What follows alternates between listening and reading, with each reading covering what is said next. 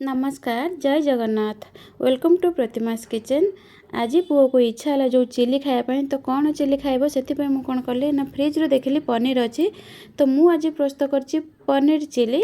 आपण मानू जदि मो भिडटी भल लगे प्लीज लाइक शेयर करूँ। मो चैनल जदि नुआ करी प्लीज प्लीज सब्सक्राइब करूँ। ये देखो तो किसी क्यूब साइज रे पनीर काटी नहीं टेस्ट अनुसार लुण देती गोलमरीच पाउडर अदा रसुण पेस्ट एटी मु 1 टेबल स्पून सोया सॉस देकी भल भाव आगे मिक्स करदे हाथ में। तापर ये 2 ରୁ 3 टेबल स्पून कॉर्नफ्लोर देकी भल भाव गोले दबा। प्रथम मसला देके आगे गोले सारिबा तापर आमे कॉर्नफ्लोर देकी गोलेबा। जदि आपन को मो रेसिपी भल लगे प्लीज मते कमेंट सेक्शन में निश्चित बतातु आ गोटे लाइक शेयर निश्चित भाव में कर दियंतु। आपनकर गोटे लाइक मते बहुत ही आगो को बढ़ी नहीं जीवो तो निश्चित भाव में गोटे लाइक शेयर और सब्सक्राइब करंतु। देखो यहीपरि कॉर्नफ्लोर देकी मु भल भाव में गोले देली। एबे कौन करिया ना मु बहुत कम तेल रे प्रस्तुत करी तो से 2 टेबल स्पून रिफाइन तेल नहीं ये सोरिष तेल नेबेनी कहीं तार फ्लेवरटा बहुत स्ट्रांग थाए से आपड़ चाहिए या फ्राए करें अधिक तेल देकी मु किंतु अल्प तेल देकी भाजी नेबी।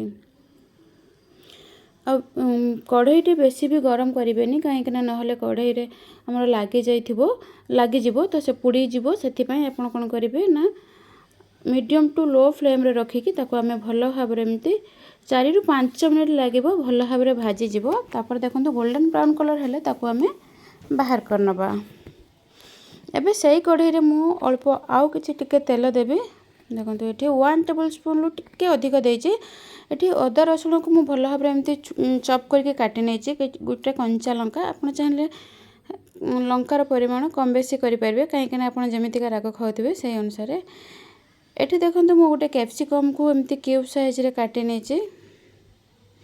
प्याज को मध्य एमती काटिके ताको तार पाखुडा को सब बाहर कर देछि। देखंतु एपरि भल भाव रे हमें मिक्स कर दबा आ बहुत कम समय एटा प्रस्तुत होता है। चिली तो आपण माने जानछन्ती बहुत ही कम समय प्रस्तुत हो जाए बहुत ही टेस्टी मध्य लागे। तो देखंतु एठी मु 1 ରୁ 2 मिनिट भाजीबा टेस्ट अनुसार लुण दे देली। आउ एठी मु चिली सॉस देछि विनेगर 1 टेबल स्पून देछि। आपण चाहे एठी रेड चिली रो सॉस मध्य दे परिबे। एठी 1 टेबल स्पून लु टिके अधिक मु एठी सोया सॉस देके ए सब को भल भाव रे मिक्स कर दबा। जदि आपण ड्राई पनीर चिली प्रस्तुत करिया पय चाहउछन ताले एठी आपण कोन करबे ना टमाटो केचप दे सला परे भल और मिक्स कर देबे।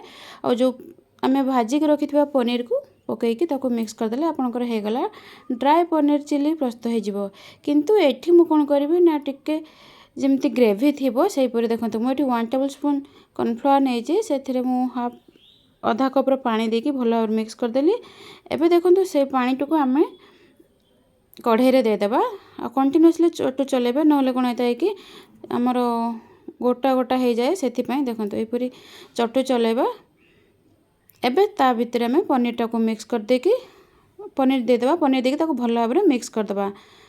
देखंतु प्रस्तुत हो गला हमर पनीर चिली सत्तरे बहुत बढ़िया लागुच। आ जदि यार टेस्ट को टिके बैलेंस करिया पय चाहउछंती ताले एठी आपण कोन करिवे ना अल्प टिके चीनी मध्ये पकई परिबे।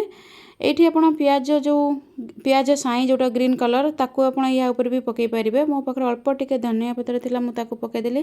किंतु प्याज रो जो साईटा पकेले कोन हेते कि तार फ्लेवर एटा बहुत ही बढ़िया लागे बहुत ही सुंदर खाया पय भी टेस्ट लागे। तो मो पाखरे नथिला तो सेति पय मु अल्प टिके धनिया पत्र पकईकी प्रस्तुत हो गला हमर पनीर चिली। आपन को मो रेसिपी केमिति लागला मते निश्चित भाव में कमेंट सेक्शन में बतातु। आ आपण माने किए या को प्रस्तुत कले मते निश्चित कमेंट करिवे। प्लीज वीडियो को लाइक शेयर करंतु सब्सक्राइब मध्य करंतु। आपन को सांग किंबा आपन को फैमिली मेंबर को टिके निश्चित भाव में वीडियो शेयर करिवे। आ आपनकर गोटे लाइक मते बहुत ही आगो को नबो आ बहुत ही इंस्पायर करिवो जे मते